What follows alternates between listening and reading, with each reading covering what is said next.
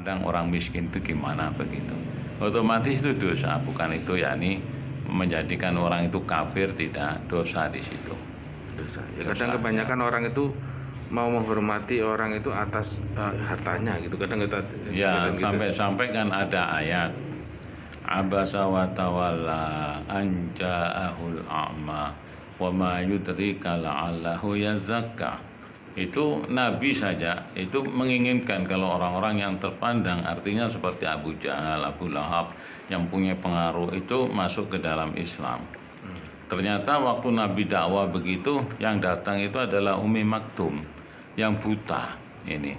Sehingga Nabi merasa gimana sih yang kita maukan ini orang-orang katakanlah intelektual dan bangsawan ini, tapi yang datang ke orang ini, sehingga abasa wa tawalla. Nabi itu agak kurang senang begitu dan berpaling. Ditegur langsung oleh Allah di situ. Jadi ditegur. Jadi kamu tidak tahu Muhammad, yang datang itu ingin mensucikan dirinya, sedangkan mereka yang orang-orang sonadit itu, orang-orang yang kaya itu ternyata dikehendaki oleh Allah mati kafir itu. Di situ. Jadi kita tidak boleh meremehkan siapapun, kita itu tidak boleh. Oke, kemudian Assalamualaikum Ustadz. Waalaikumsalam warahmatullahi wabarakatuh. Apa ini? Jika apa ini sih maksudnya ini? Sebentar, ini saya perbesar tulisannya Ustadz nggih. Oh ya.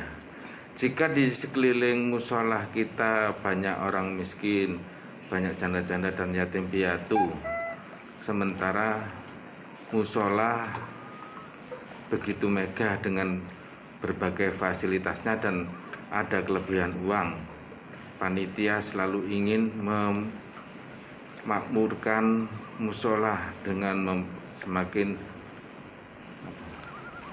menumpuk barang-barang mewah. Apakah tidak sebaiknya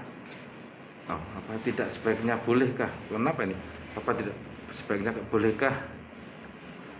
Maksudnya salah ketik mungkin ya. Bolehkah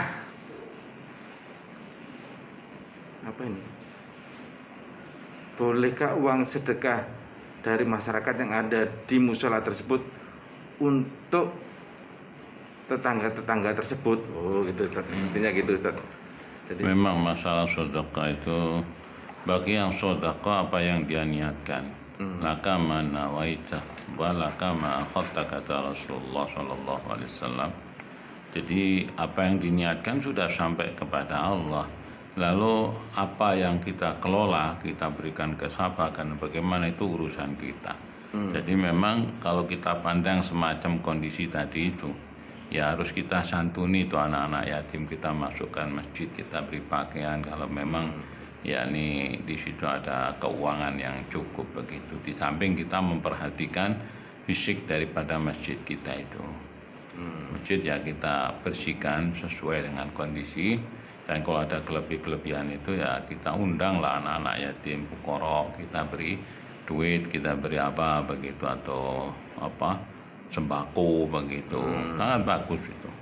Kan ada contoh masjid apa itu di Jogja itu, Jakarta apa namanya itu, yang menyediakan jaminan bahkan untuk musafir untuk ini, masya Allah. Mudah-mudahan musola itu nantinya juga bisa begitu.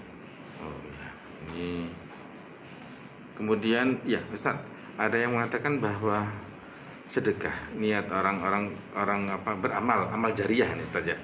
Katanya amal jariah itu ketika kita beramal misalnya ke masjid itu ya, tetapi ketika kemudian uang tersebut belum digunakan oleh masjid untuk pembangunan masjid atau tidak dipakai, kemudian maka sedekah kita itu amal jariah kita masih belum dapat pahala gitu Ustaz.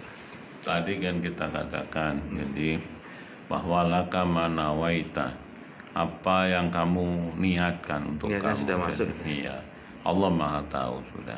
Gitu.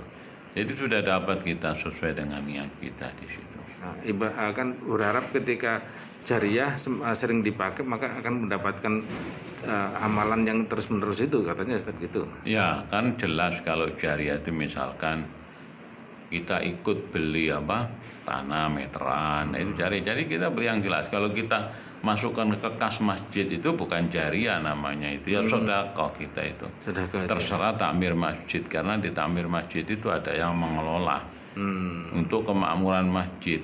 Biasanya untuk membayar mubaliknya, kan mubaliknya perlu juga, apalagi dimakmurkan dengan ada ahad pagi, ada ini, pasti duitnya itu untuk bayar mubalik itu.